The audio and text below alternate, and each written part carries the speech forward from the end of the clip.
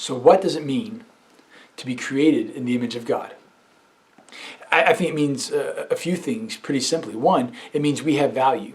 We have value because we are created in His image. God said, let us make man in our own image, in our own likeness. And so when we look into the eyes of another human, we're seeing the very image of God.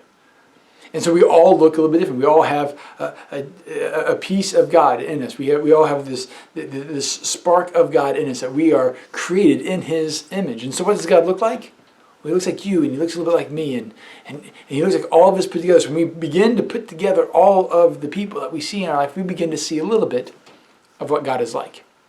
So we have value because we are created in His image. We have position.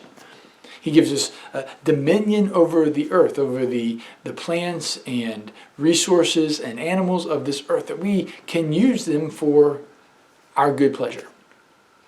And so we need to take care of the earth around us.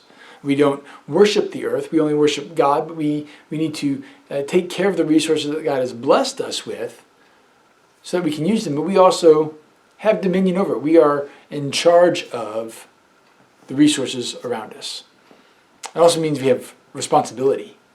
When we think through either personal responsibility or the responsibility of those that are around us, those who have been placed in our charge, be it children, be it employees, be it people who we need to care for.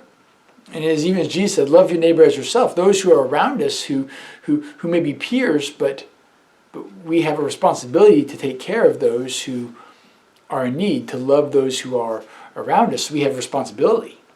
And so we can't just go flippantly through life just doing whatever we want, because there's a responsibility given to us. But yet there's also liberty. God gave Adam and Eve great liberty in the garden. He said you can eat from any tree, any plant in the entire garden, save this one. The way a friend of mine used to describe God's law was like this, that God gave us a ginormous backyard, just this huge backyard to play in. He said, you can do anything you want in this backyard, but don't cross the fence. Don't leave the fence. Don't leave this backyard. We have this. When we think about all the things that are in our liberty to do, because they're not restricted by Scripture, they're not restricted by any law or decree from God. And so when we think about the vast array of things that we can do, we have enormous amounts of liberty. But what are those things that we tend to do? We tend to be drawn to the boundaries. We're drawn to the fence. God's like, you have this huge backyard to play in. You can do all these other things. We're drawn to walking the line right there between good and evil. And so it feels like we're constricted, but really what we've done is we've constricted ourselves. So instead of living in the liberty that God's given us, the freedom that God's given us, we restrict ourselves by playing in areas where we are faced with danger. So we're given value, we're given position, we're given responsibility, we're given liberty. When we think about how we are formed and what God has given to us, placed in our charge, we have much to be thankful for.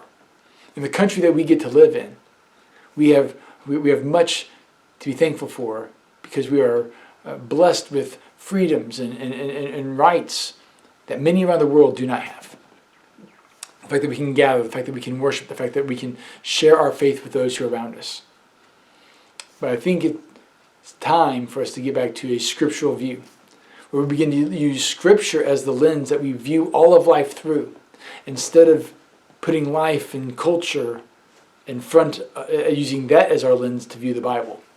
When we get those out of whack, when we get those out of line, we begin to go off the rails. But when we use Scripture as our standard, we begin to view our lives and the lives of those around us in a more accurate way. Okay, we need to look for those. And this week we need to live out our life being pro-life, being for life. Not just for the 9 months in the tomb, but for the whole life. From the womb all the way to the tomb, that we help others around us achieve the opportunities and life that God has laid out for them. Hey guys, I love you, and I'm praying for you, and I hope we get to see each other real soon.